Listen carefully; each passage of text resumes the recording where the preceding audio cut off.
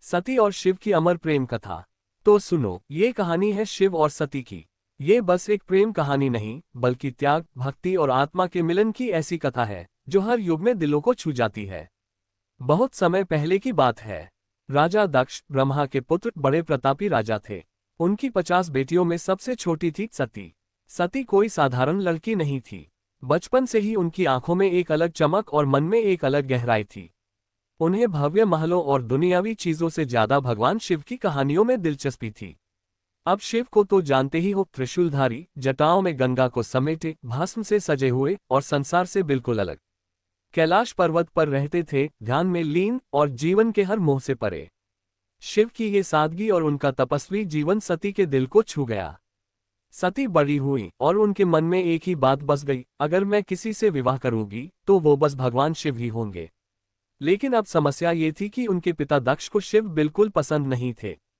दक्ष को शिव का ये वैरागी स्वभाव, उनकी सादगी और उनका दुनिया से अलग रहना एकदम मंजूर नहीं था। सती का निश्चय और तपस्या। जब सती ने अपने पिता से कहा कि वो शिव से विवाह करना चाहती हैं, तो दक्ष ने साफ मना कर दिया। लेकिन सती का प्यार इतना गहरा था कि उन्होंने ठान लिया, जो भी हो मुझे तो शिव ही चाहिए। अब सती ने वो किया जो कोई सोच भी नहीं सकता था। उन्होंने महल छोड़ दिया और जंगल में जाकर तपस्या शुरू कर दी। दिन रात शिव का ध्यान करती। कई साल बीत गए। उन्होंने खाना पीना तक छोड़ दिया। उनकी भक्ति इतनी सच्ची थी कि देवता भी उनकी तपस्या देखकर हैरान रह गए। आखिरकार भगवान शिव ने सती की भक्ति और प्रेम को स्वीकार किया। उन्होंने सती के सामने प्रकट होकर कहा, हे देवी, मैं तुम्हारे प्रेम और समर्पण से प्रसन्न हूँ। मैं तुम्हें अपनी अर्धांगिनी बनाने के लिए तैयार हूँ। सती और शिव का विवाह। जब ये खबर दक्ष तक पहुंची तो उनका अहंकार चूर चूर हो गया। देवताओं और ब्रह्मा के आग्रह पर उन्होंने इस विवाह को मंजूरी दी। शिव और सती का विवाह भव्य तरीके से हुआ। इसे देखने के लिए सभी देवता और ऋषि मुनि उपस्थित थे। अब सती और शिव कैलाश पर्वत पर रहने लगे। उनका जीवन भक्ति और प्रेम से भर गया। लेकिन ये खुशी ज्यादा दिन तक टिक नहीं पाई। दक्ष यज्ञ और सती का अपमान। एक दिन दक्ष ने एक बड़ा यज्ञ आयोजित किया। ये कोई साधारण यज्ञ नहीं था। इसमें सभी देवताओं और ऋषि मुनियों को बुलाया गया, लेकिन शिव को न्योता नहीं भेजा। जब सती को इस बात का पता चला तो उन्होंने शिव से मायके जाने की अनुमति मांगी। शिव ने कहा, जहां अपमान हो वहां जाना उचित नहीं।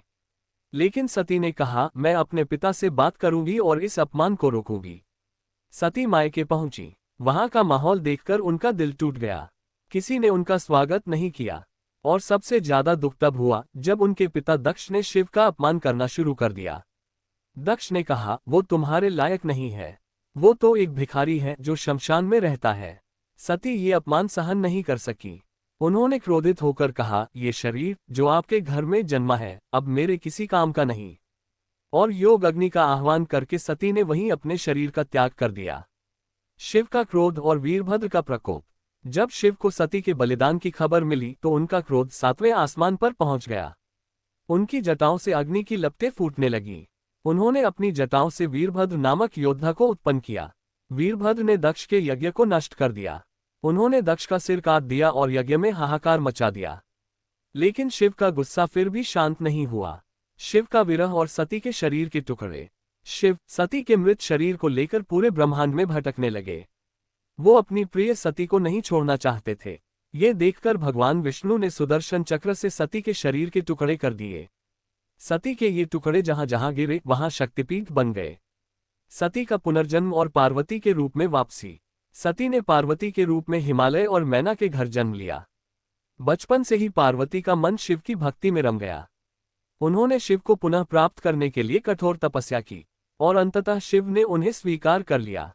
शिव और सती पार्वती का पुनर्मिलन इस बात का प्रतीक है कि सच्चा प्रेम कभी खत्म नहीं होता। शिक्षा और प्रेरणा। तो देखा, शिव और सती की ये कहानी सिर्फ प्रेम की नहीं, बल्कि त्याग, भक्ति और समर्पण की भी है।